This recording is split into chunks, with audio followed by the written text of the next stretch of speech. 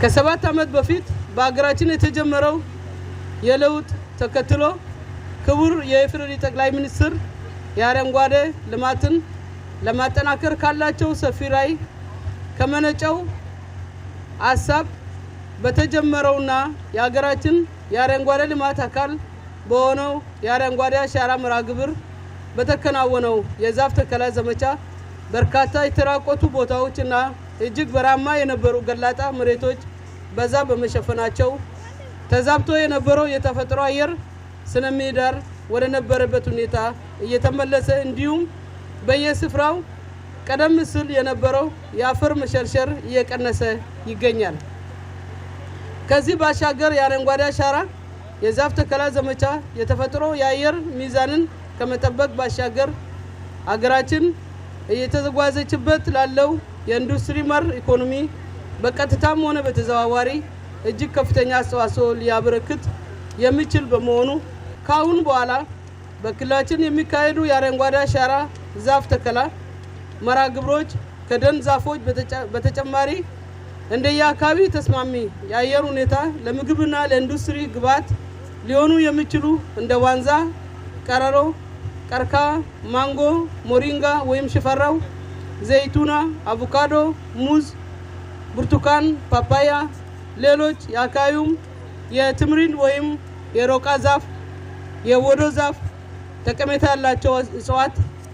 መካተት ስላለባቸው የሚመለከታቸው የዘርፉ ባለሙያዎች ባለድርሻ አካላት በዚህ ዙሪያ ትኩረት ሰጥቶ መስራት ይጠበቅባቸዋል። ባለፉት 7 ዓመታት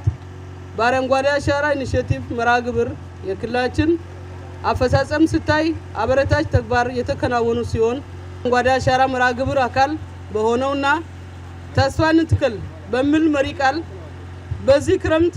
በተጀመረው ዘመቻ የደን ሽፋንን ለማሳደግ የአካባቢ ጥበቃን ለማጠናከር የአየር ንብረት ለውጥን ለመቋቋምና የምግብ ዋስትናን ለማረጋገጥ የሚያስችሉ ተግባራት የሚከናወኑ ሲሆን በአገር በቀል የሆኑ ዛፎችና ኢኮኖሚያዊ ጠቀሜታ ያላቸው 16,180,000 ችግኞችን በመትከል